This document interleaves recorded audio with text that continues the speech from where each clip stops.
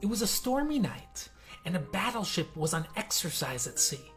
The captain was standing on the bridge, and he was looking into the foggy night ahead of him. And suddenly he heard the lookout shout from the observation post, "There's a light on the starboard side." So the captain asked, "Is it moving or is it steady?" And the lookout replied that it's moving, which meant that they were on a direct collision course with the other ship. So the captain quickly ran up and grabbed the ship radio and signaled to the other ship, "We are on collision course. Change course 20 degrees immediately." The signal quickly came back, "Advisable for you to change course." Infuriated, the captain immediately replied, "I am a captain. Change your course now." "I am a seaman, second class. You had better change your course 20 degrees, came the reply. By now the captain was just outraged. He sent back, "I am a battleship. Change course or suffer the consequences." And back came the signal, "I am a lighthouse." The captain changed course. You see, human beings have a remarkable ability and tendency to jump to conclusions, assuming that we know the truth of a situation when, in fact, we have completely misjudged it.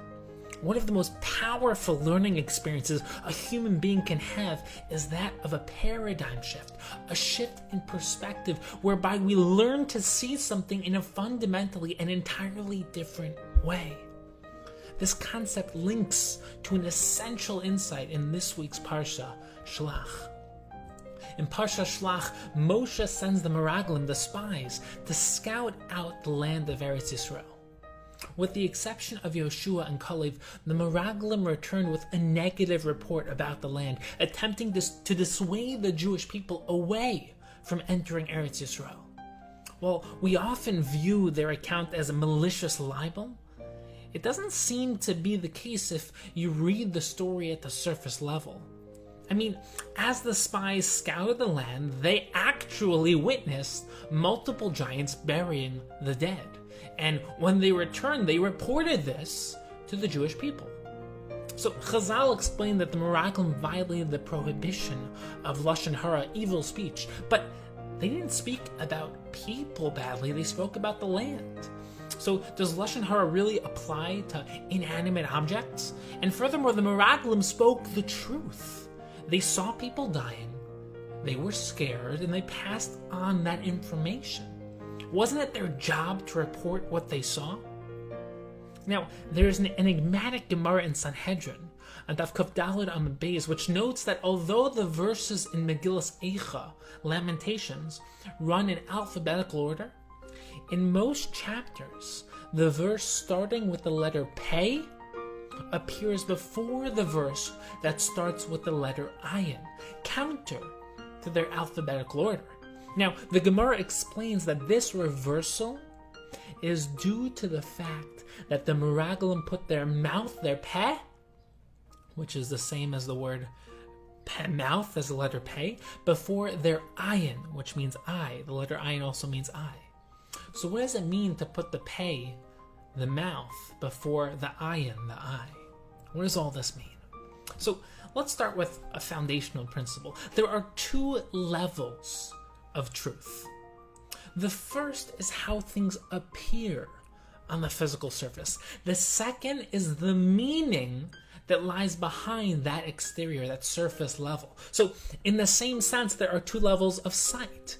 The first is the physical sight, whereby you see the physical object itself, and the second is spiritual sight, whereby you give a meaning to that which you have seen.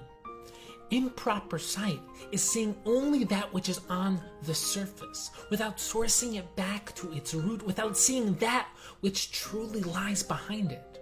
When the surface no longer reflects a deeper truth, it becomes a shell of an object, lacking any internal meaning, like a body without a soul. For example, if you were to look at someone's face and only see the flesh and bone without recognizing that there's a consciousness, a sentient being behind that surface, that would be a gross corruption of sight. Your physical sight is correct, but the meaning you have given to your physical sight is far from the truth. And similarly, when you witness an event, you have the ability to understand the meaning that lies behind the event. If, however, you don't ascertain the truth that lies beneath the surface level, you're likely to project your own personal perceptions onto the situation, twisting its true meaning to align with your subjective reality.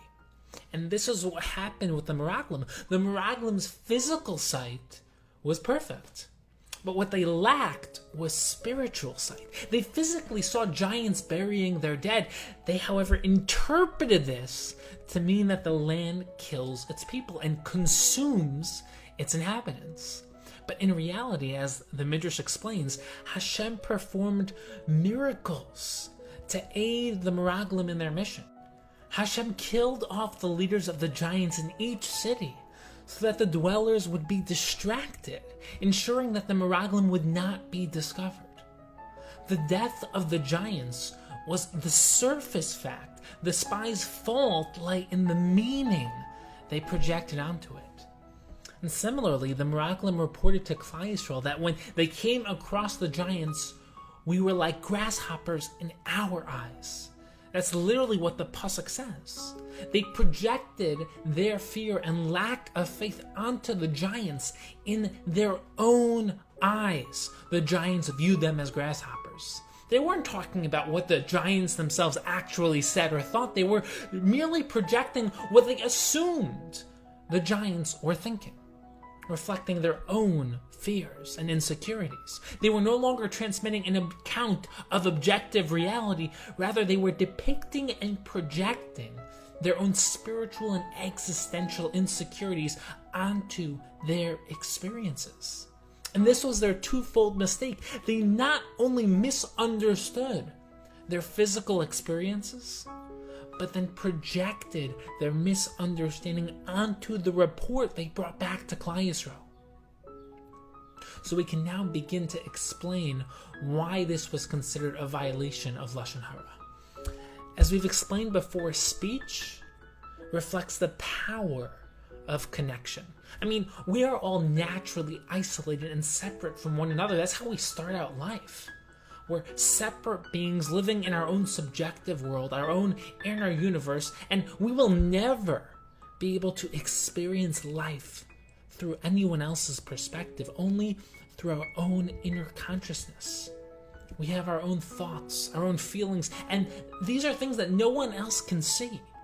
We face our own hardships and tribulations and challenges and difficulties, ones that no one else truly understands.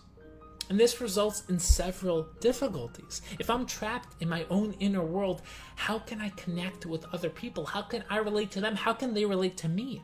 How can I know what's going on in their heads? How can I share my inner life with them? How can I overcome this infinite barrier between myself and everyone else? And this is the power of speech. Speech allows us to connect with other people. You start with your own inner thoughts and experience, and you take a deep breath and use your throat to project your words and thoughts outwards into the world. You use your mouth, your tongue, your teeth, your lips to form the specific words which will encase your thoughts as you give them concrete form. And in essence, you're basically then throwing your words out into the world in the form of vibrations. And if another person is nearby, their ears can pick up these vibrations and translate them into sound. And those sounds will form words, and those words sentences, and if you speak their language, those words will take on meaning as well. And they must then keep track of all the different words and sentences, holding on to them and bringing them back from memory in order to form a complete picture of everything you just said. And amazingly, after all this is taking place, and sometimes we're not even aware that this is taking place, that person can now experience your inner world inside their own mind. That is fantastic. That is unbelievable. It's magic. And they now contain a piece of you within themselves. The barrier between your worlds has been diminished. And if you truly understand how incredible and fantastic that is, it will blow your mind. The fact that we can actually communicate ideas and consciousness. But now you can understand why Lashon Hara is so bad. Because Lashon Hara is taking the very tool of connection, speech, and using it to disconnect people from each other. When you say something negative about someone else, you have created a conceptual wall between the subject of your negativity and the person who you're speaking with. The very tool of connection has been corrupted to achieve its opposite goal. And now we can understand what the Meraglim did. Through speech, the Meraglim disconnected Klal Yisrael from Eretz Yisrael. Because their sin was Lashon Hara, it seems possible to suggest that they violated this prohibition even though the decision was between Klal Yisrael and an inanimate object, the land of Eretz Yisrael. However, if we take into account the deep nature and role of Eretz Yisrael and the Beis HaMikdash, then this can be understood on a much deeper level as well. Eretz Yisrael is the makom, the place where Hashem connects to this world, and it's where Hashem most intimately connects to Klal Yisrael. By using speech to disconnect Klal Yisrael from Eretz Yisrael, the Meraglim were effectively separating Klal Yisrael from Hashem.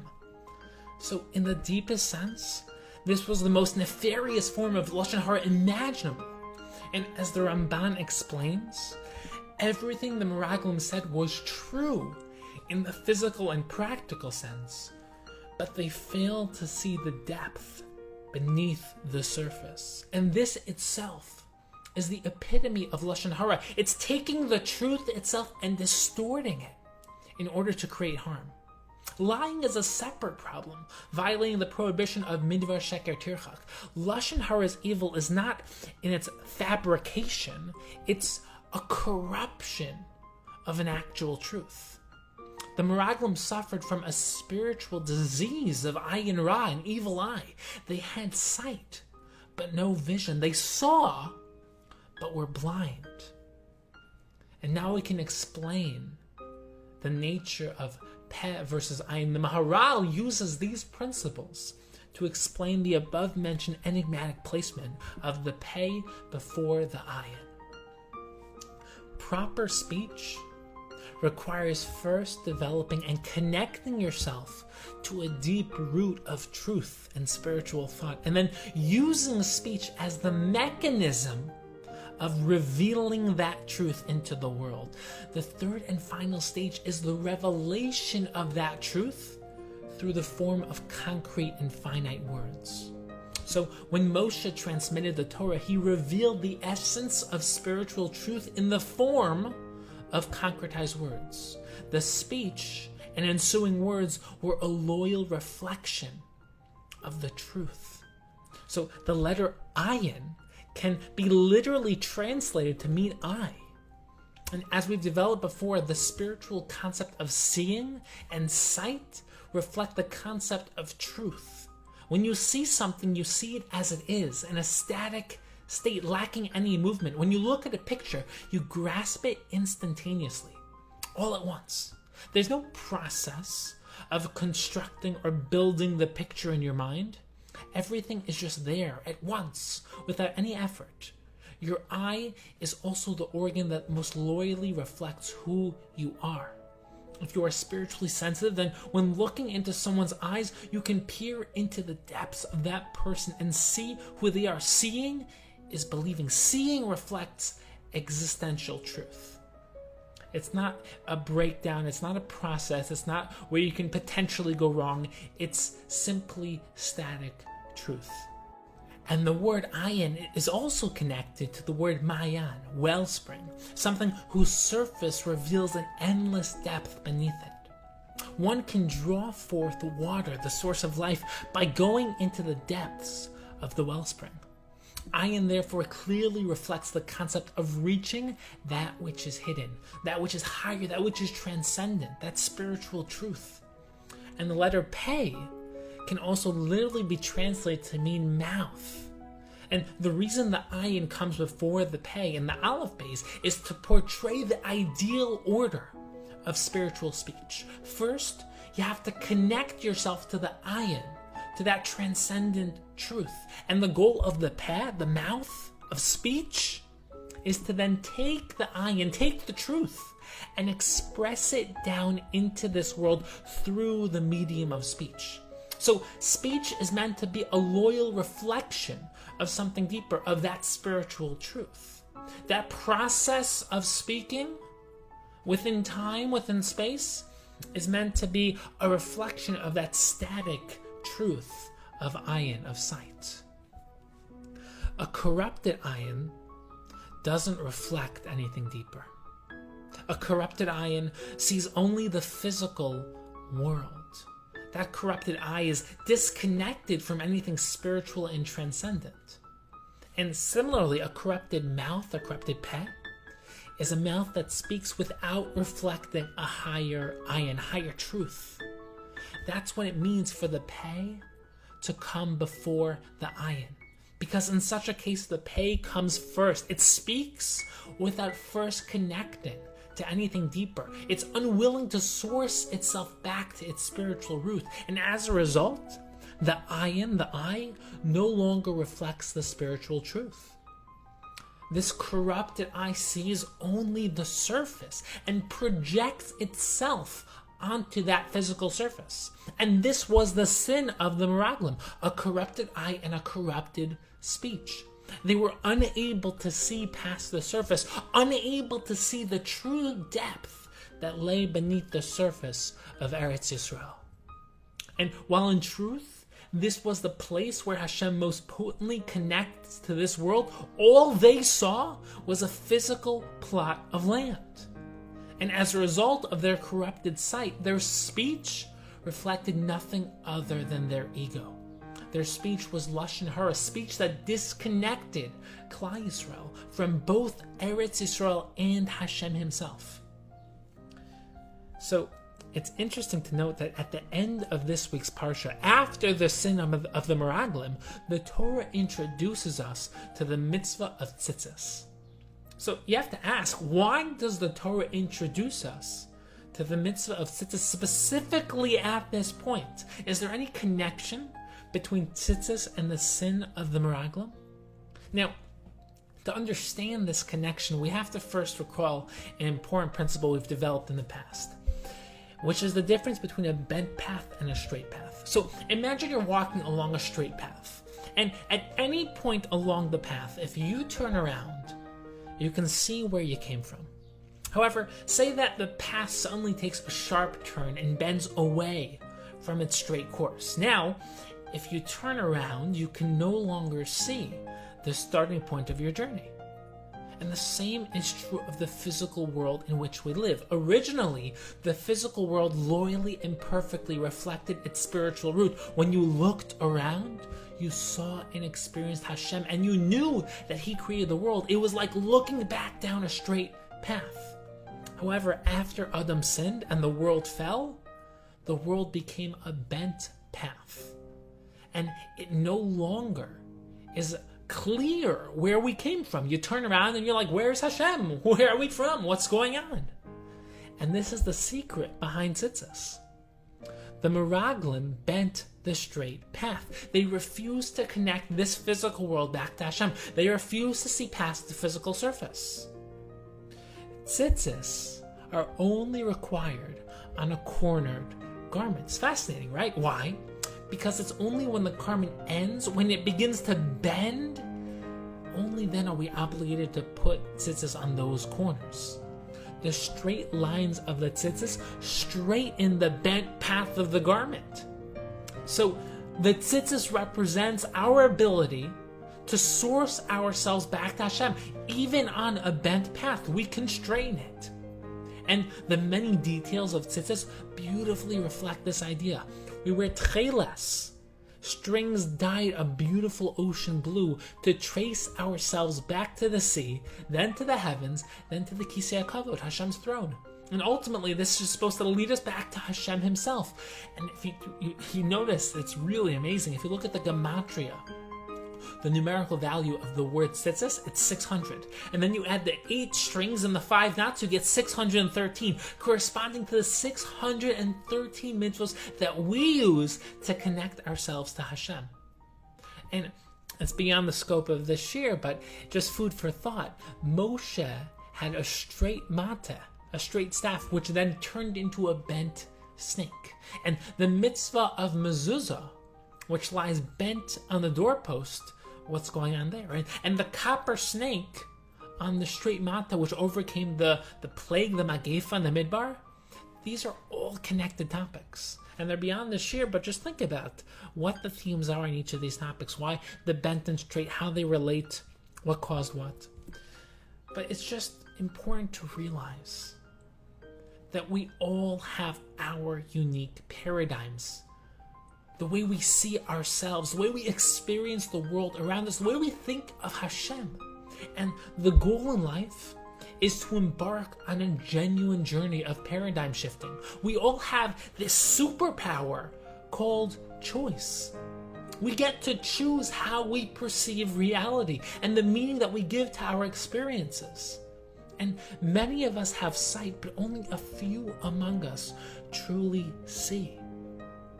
So may we be inspired to continuously expand our horizons, to revolutionize and reconstruct our set paradigms and build deeper eyes through which we see the world.